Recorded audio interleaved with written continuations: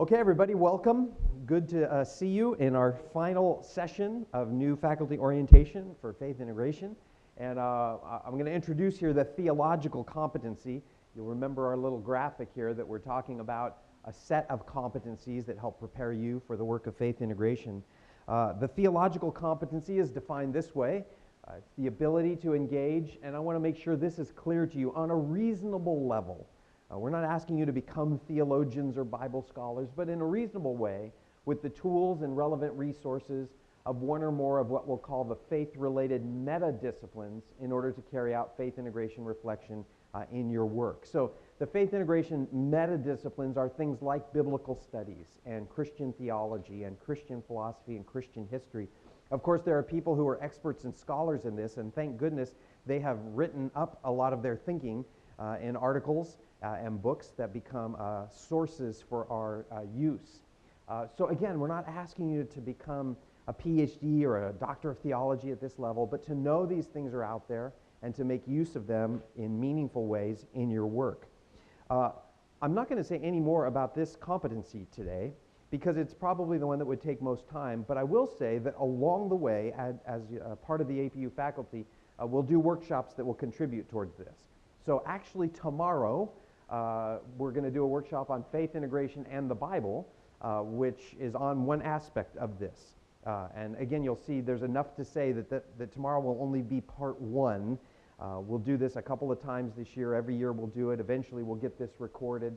But this is a place to think about how the scriptures can be meaningfully and appropriately used for us in the classroom. So if you're free tomorrow and are interested in that, that's happening tomorrow. So now I'm going to move to the last competency. How'd you like that? Quickly move through one, 38 seconds, and off to the last of the 8 competencies, which we call the formational competency, bringing it all together. And I have to say at this point that in some ways this last one is the first one. So the reason it's the first one is because it's about you and what you bring and what you want to see happen in the lives of your students overall as they experience their time with you in the classroom. I put it last because I want to make sure that we're clear on the big idea of faith integration as an activity that is connected with our professional work as teachers, as an academic thing in the context of the classroom. But in my heart, this is the one that sort of undergirds it all.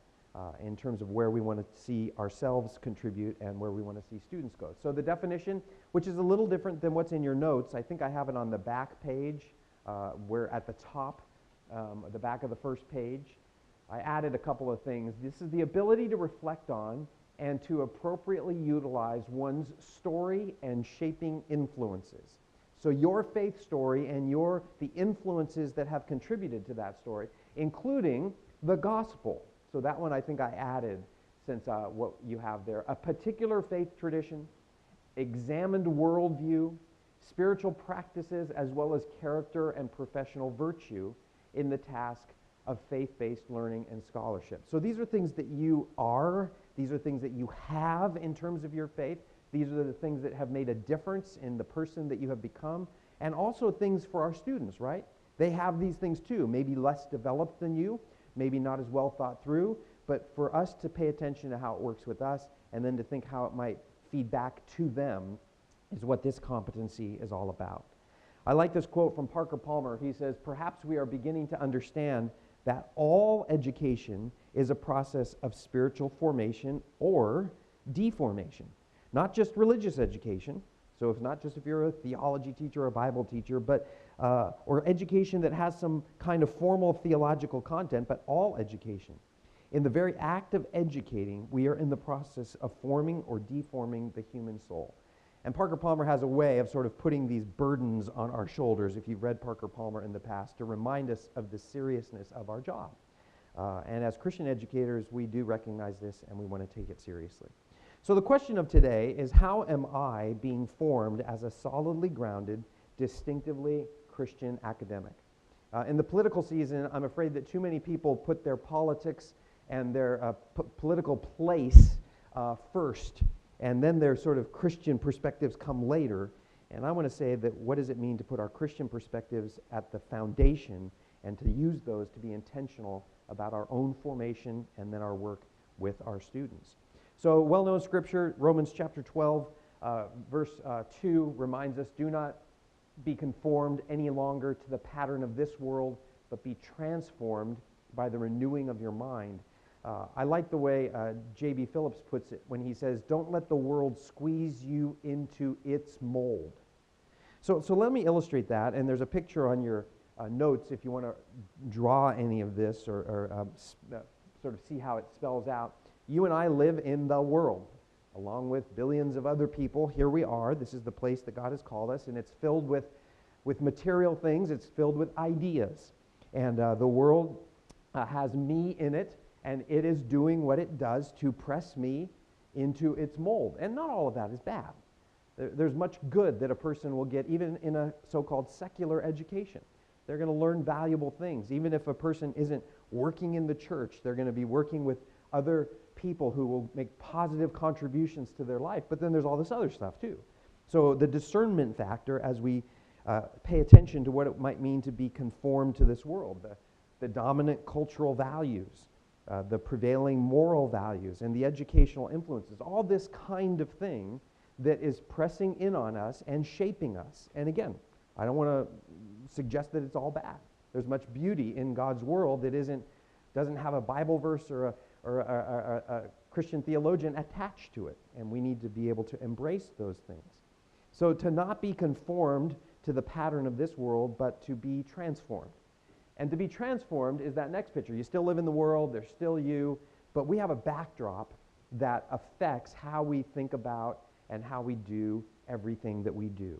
The kingdom of God is what is really there to shape us into its pattern, right? To be shaped into the pattern of being a citizen of God's kingdom. And we'll have all these kinds of influences that help to do that. And there's still going to be influences from the world, right? Again, I like to tell students that you're going to leave here, you're going to enter a profession. There's going to be lots of people there, maybe some people who share your faith, some who don't, but they're going to make, many of them, a positive influence on you. Learn from them. Let them mentor you. Let them guide you. But be discerning in light of the larger framework in which we're called to be transformed around. So the passage tells us that it's our mind that is sort of instrumental and foundational in all of this. So I like what Dallas Willard says in his definition of thinking. What is thinking? Says Dallas Willard. It is the activity of searching out what is true in light of given facts or assumptions. It extends the information we have in our mind and enables us to see the larger picture, to see it clearly and wholly. And thinking undermines false or misleading ideas and images as well. Thinking is a powerful gift of God to be used in the service of truth.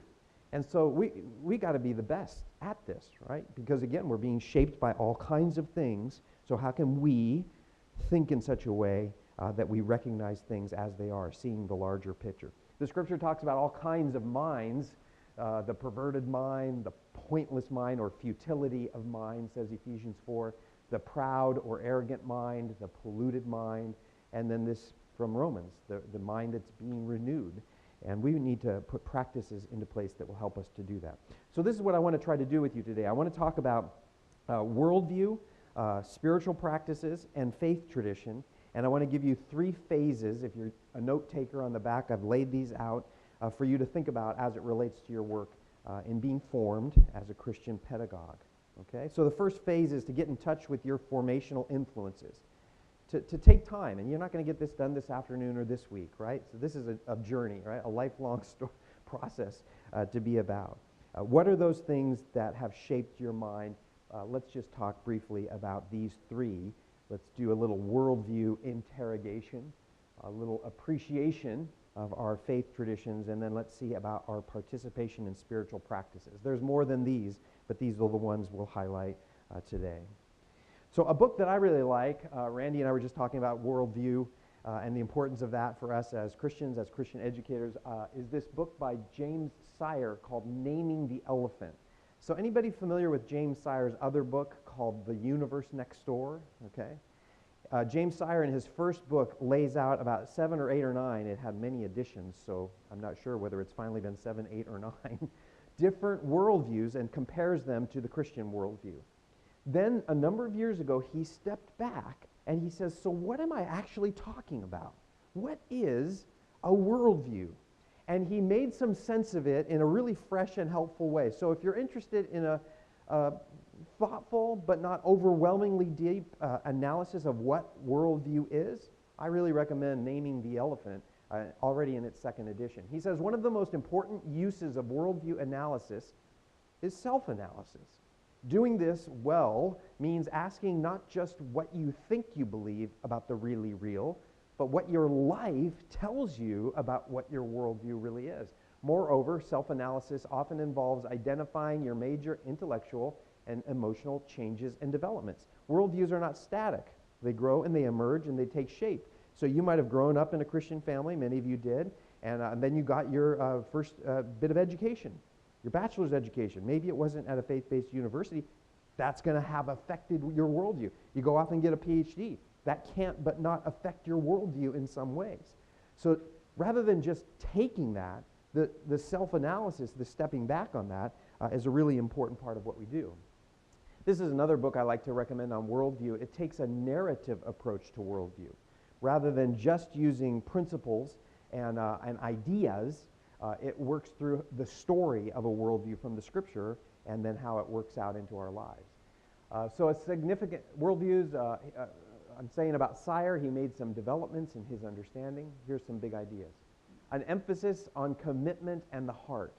So not just ideas, but a worldview affects who we are and how we live and how we function and believe and practice our beliefs in the world. Worldview is not, first of all, intellectual and propositional, but first a matter of the heart, and then figuring out how those intellectual propositions work in tandem with who we are, which is a really interesting shift from the way he talked about worldview in the past. So it's fascinating to me that he's now making these connections, James Sire. Secondly, worldview is often expressed as a grand story, a master narrative about the world and how it works. And worldview is lived out. It is expressed in the way we live our lives. We have it, even if we can't articulate it. So that's just a teaser to say, thinking about worldview and the story that you live in and how that story impacts your living is a very valuable thing to do, to interrogate your worldview, to look deeply into it. Let me mention one more resource for you related to worldview. There are many, but this one is written by one of our colleagues here at APU, Steve Wilkins, and his friend Mark Sanford, introducing the idea of worldview, but then taking a number of different, more popular pictures of worldview, individualistic worldview, I'm the center of the universe, consumerism, nationalism, moral relativism, scientific naturalism, etc. The reason I point this one out to you is because something like this may be useful in your work. You might see a worldview that you say, oh, I'm in a particular field, so I'm in political science. I might want to look at nationalism as a worldview. Or I'm in science. I might want to look at the scientific naturalism discussion. Or I'm in psychology. What is salvation by therapy getting at? And those sort of ways to unpack some connections of worldview to your particular work. So interrogating your worldview as well as thinking about how it aligns with what you're doing as an educator is a valuable thing. Let's take the second one, which is this idea of our faith traditions. And my goal here is that you would appreciate the faith tradition that has shaped you and capitalize on it in meaningful kinds of ways. So this is from a book by Richard Foster, Streams of Living Water. His goal is to show how through Christian history there have been many different approaches to pursuing and being like Christ. And sometimes it's easy to look across the aisle and say they're doing it wrong, but rather I want to suggest we look across the aisle and say, how are they doing it? And how is it different? And how can I be enriched while appreciating my tradition and what it has given me? How can I be enriched by the traditions of others? And so Foster goes through each of these as a beautiful picture historically of how Christians have sought to do this. Steve Wilkins and I a few years ago actually added one that we felt like Foster was missing, so I don't want to lead you astray. This scholastic tradition. There's a great scholastic tradition in Christian history. He, for some reason, left that one out, relevant to some of us in terms of how we approach God and think about our relationship with Christ. But beautiful things in all of these. Perfect? Certainly not. But the insights that they offer. And I hope what happens is that you see yourself in at least one of these clearly, and probably more than one. When I think about my own self, for example, I come out of this kind of, childhood faith. That's my background.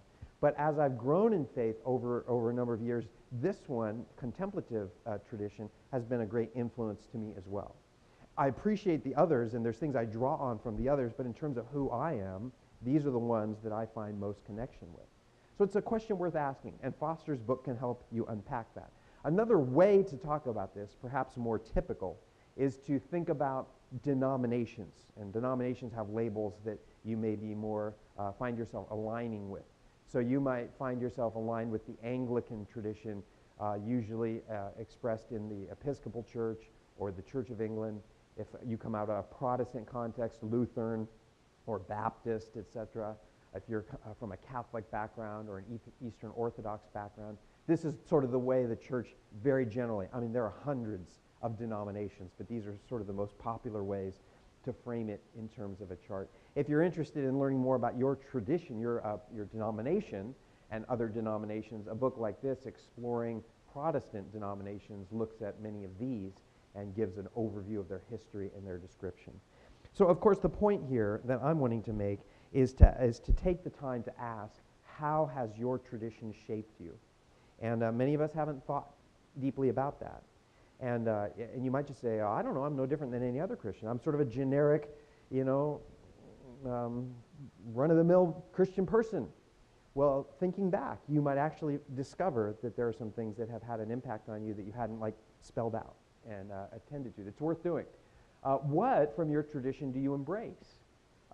There's probably much that you feel a great kinship to, but as a thoughtful adult, there might be things that you dispute. I've mentioned to you this person, Richard Hughes, who wrote a book called The Vocation of the Christian Scholar, and he talks about his Church of Christ background and how he had to take a look at it and then look at other things in order to cycle back around and appreciate the things in his tradition that were meaningful to him, even as he got a broader perspective. And that's a valuable journey. Again, not something we do overnight. And how does your tradition serve as a lens for viewing your discipline? Because it's possible that if we sat across a table and we all had the same discipline but different faith traditions, we might see different things about that discipline because of our tradition. And that's a beautiful thing. And that's a reason to talk to our colleagues about their perspectives and how their tradition has informed them, and to do study across those various places. So in terms of formation, I want to encourage you to appreciate your faith tradition. APU does. APU recognizes we come from many places, and we want to celebrate that in our faculty and with our students.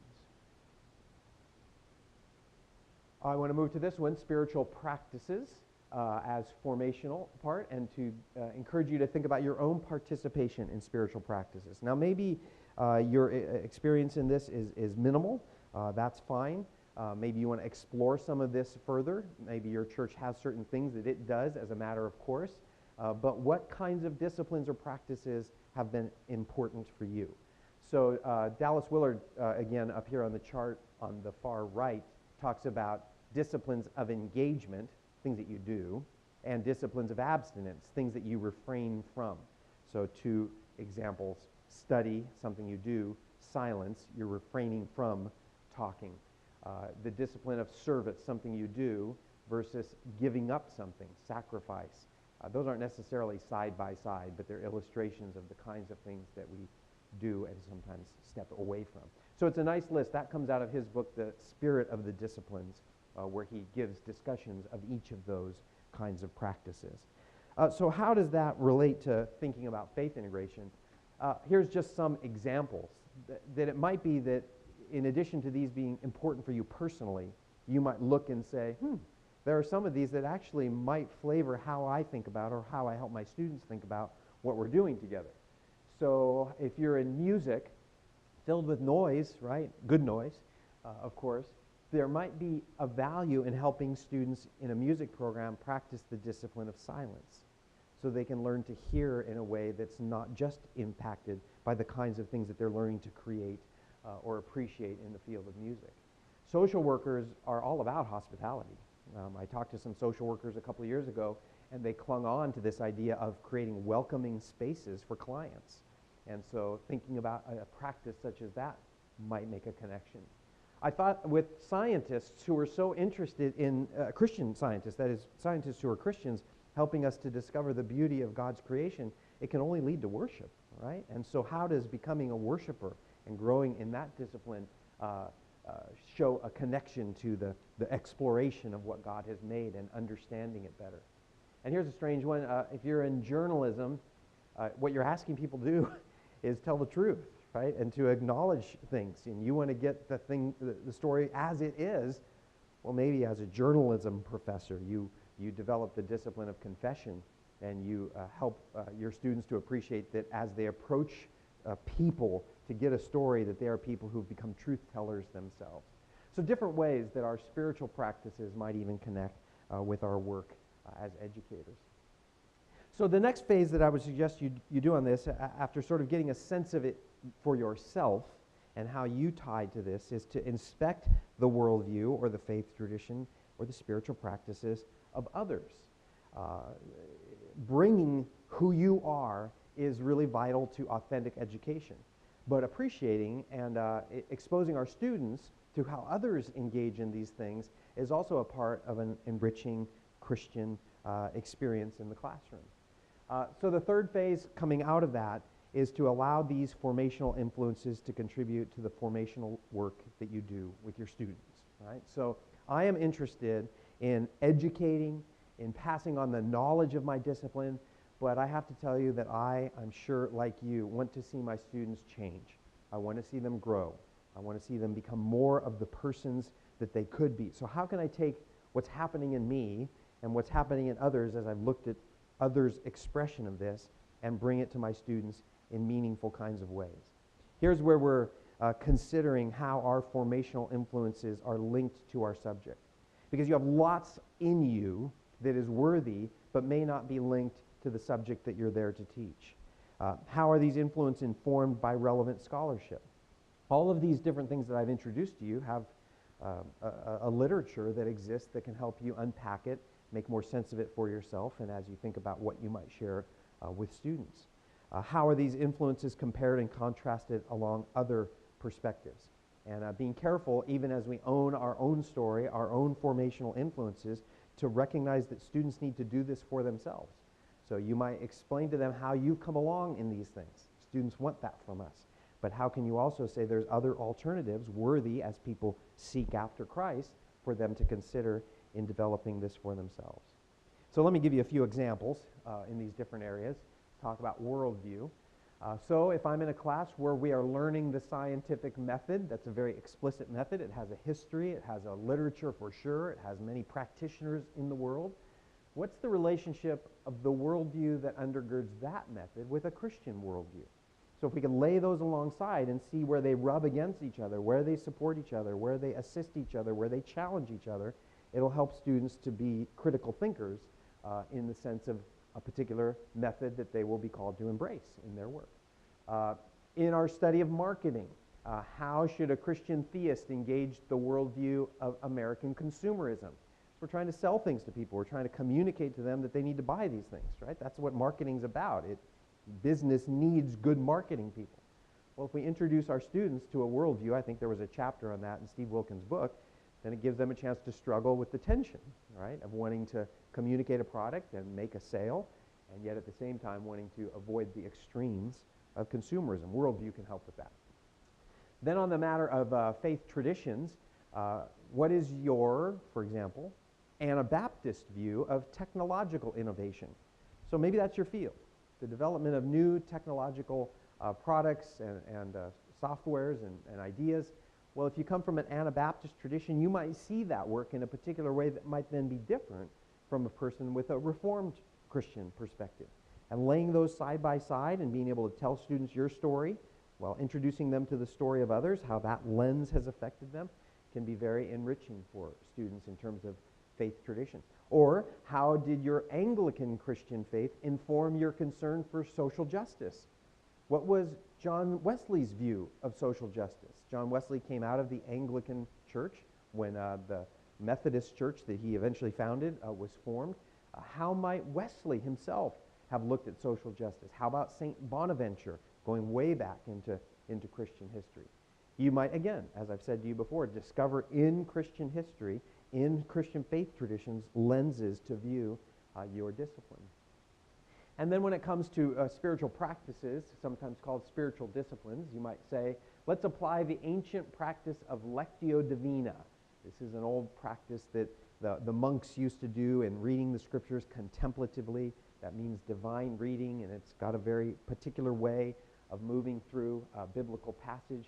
How does this practice of reading a particular Bible passage help us to look at bodily health in a new way? There might be a passage of Scripture you find that deals with bodily health in a thoughtful, God-centered way. Maybe we should read the Scripture in a thoughtful way and think it through as it relates to our work with this topic. How does the Christian practice of hospitality inform our work with faith-opposed literature? So if you're going to welcome the enemy, right, somebody whose literature is, let's say your students are reading something as extreme, and there's often reason to do it, right? Mein Kampf. They're reading Hitler's testament of how the world should work. How can we think about being hospitable in a way that honors the idea of loving our enemy and welcoming the stranger while also recognizing the boundaries in that? So learning about the practice of hospitality and thinking about how it applies to such a thing can be a valuable kind of thing. Okay, let me give you a few final thoughts as we finish this first year and go forward in the years to come. One of the things I want you to understand from my perspective is that all of these 8 things are one thing. We don't do them really separate from one another. If you're working on something pedagogically, then you're probably thinking about something from a scholarly perspective. And if you're thinking about things theologically, it's probably going to have some intellectual connections, et cetera, et cetera. So I want you going forward to sort of think of these things as a package, and you'll touch on them in different ways rather than thinking, okay, this year I'm just going to figure out how to do this one. It's meant to be a unit of ideas, of practices that work in tandem with each other. A lot of words on this page. Let me highlight what I want to get at. In my field, which is the field of leadership, there's a lot of interest in competency. And one of the reasons I've chosen the word competency to talk about these 8 items is because I think they can do these for us. Competencies help organizations, let's say APU, by openly communicating what teacher behaviors are important. So these are the kinds of things that are important in our work. They label and name and provide some explication on all these things. They help to discriminate the performance of individuals, to be able to say, you know, I have become, or that person is doing an amazing job at that formational competency. They give language for understanding how we're doing and how we can improve. Linking teacher behaviors to the strategic directions and goals of the university, right? These are all things that support our mission and providing an integrative model of Christian education that is relevant across many disciplines, many departments, many schools as we carry this out. So these things I think can be helpful. I hope you'll hang on to them as touch points along the way. And to keep in mind that competencies are, from a scholarly perspective, they can be embraced in a more holistic way. We've been focusing on some of the knowledge and skills in this, but what are the dispositions or attitudes that will reinforce and support what you want to do in taking these on? These aren't meant to be simply cerebral, but they work out effectively. They work out in our commitments. They work out in our skills, in our practice. The reminder that there are 4 tasks to sort of keep at the forefront of your work. Along this first year, one of the things I hope you have begun to do is to think, what does faith integration distinctively look like in my discipline here at APU? We just heard a little bit of that, from engineering to statistics to criminal justice, etc. We come at it in different ways. There's a commonness to it, but there's also some uniqueness to it. And I hope you're jotting down some notes about how it works out and why it's relevant particularly for you, and what in your discipline are the aims, values, opportunities, methods, etc. that are unique when you're working on faith integration. I like Hasker's quote, reminding you of Hasker. If you haven't had a chance to put Hasker in your portfolio, it's on the APU Faith Integration website. Hasker says, at this point, I believe it's important to affirm an explicit acceptance of integrative pluralism, of the view that there is not one mandatory pattern for integration, but rather a variety of approaches, each of which may yield valuable results when properly applied. And to then ask, how does my faith inform my discipline? To ask, how does my discipline inform my faith? To see where there are opportunities to work in both of those directions, and then to consider, how is this working out in my teaching and my scholarship? Those will be questions that you'll be asked when you write that faith integration response paper. You make them a part of your rhythm here over these years, then that paper will write itself, and I know you'll have no problem with it. So keep going on your portfolio. That will be also a place. I did not have a faith integration portfolio when I wrote my first paper, and I had to do a lot of scrambling to find the things that had been useful to me, and some I found and some I didn't find. So out of the pain of what some of us went through early on, this is where I get enthusiastic about my encouragement about the value of such a thing. In 2019, you're going to have a chance on April 15th to submit a preview of this paper. So mark your calendars. Anticipate it will come like this before you know it, right? It will be here. I'm sitting there with faculty who were sitting here just a couple of years ago, and here this comes. The goal of that first attempt is to achieve a developing score. Very doable. I think most of you could probably do it almost now. And so staying at it, I'm sure, will put you in a good position to be at that point. The Faith Integration Response paper is due on June 30th of that year, but I put that big April 15th tax day on the calendar. You'll hear about this again, right? I will remind you aptly about in advance of that, but then that allows you to get some feedback before this final due date. Again, you'll hear about that when time comes. I want to give this little endorsement that I got from Carrie Miller. She says, I recently turned in my FERP and my FIP, that's the promotion paper. She says, I wanted to let you know how much I appreciated the experience. It was the first time I'd written a FERP, and I got a lot out of the process. I found the process very meaningful because the act of writing down my understanding of faith integration helped inform what my understanding was, which of course is one of the benefits of writing. Doing the bibliography review, which is what she did for her promotion, spurred me to find additional sources on faith integration, all of which helped shape my understanding and my ideas for how I'll be practicing it in the future. Doing both simultaneously over the last few months was very beneficial.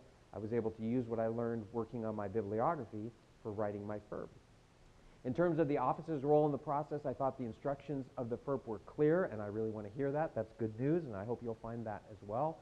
I particularly appreciated the workshop held in December to go over the process of doing a ranked promotion and extended contract. So when that time comes, we do a workshop where we carefully walk you through all that's involved. But if you start practicing it now, again, it'll come into place very easily. So between now and then, I'd like to know what you need. If there are things you need and colleagues need, let me know, and I'll do my best to be a support to you along the way. There's lots of stuff already in place. So a lot of you affirmed the LibGuides that are out there as places to go and begin exploring resources. If you haven't had a chance to download and put in your portfolio the Faith Integration Faculty Guidebook, that's also on the Faith Integration website. We have guest speakers from time to time. A lot of these talks that I've been doing are on YouTube. We're getting ready to get this one ready for that as well. Every summer, we take a small group and work through a topic in a week-long summer seminar. Last year, we did the topic of work and vocation for our theme. We have faculty learning communities related to faith integration. Marcia Fowler teaches some classes. A number of other things. If you want to carve out time to participate, these things are there. So I want to thank you all for your faithful participation in these weeks that we spent together. Very soon, Connie and I are going to send you a certificate to just add to your portfolio and to be able to have as a validation of your completion of this first semester process. And I'll pass the word to other colleagues who will be a part of this in the spring. Make sure they know that it's a valuable thing, and let's keep in touch. I'll miss being with you these every couple of weeks. I've enjoyed our time, and I hope this is valuable going forward. Okay? Thanks very much.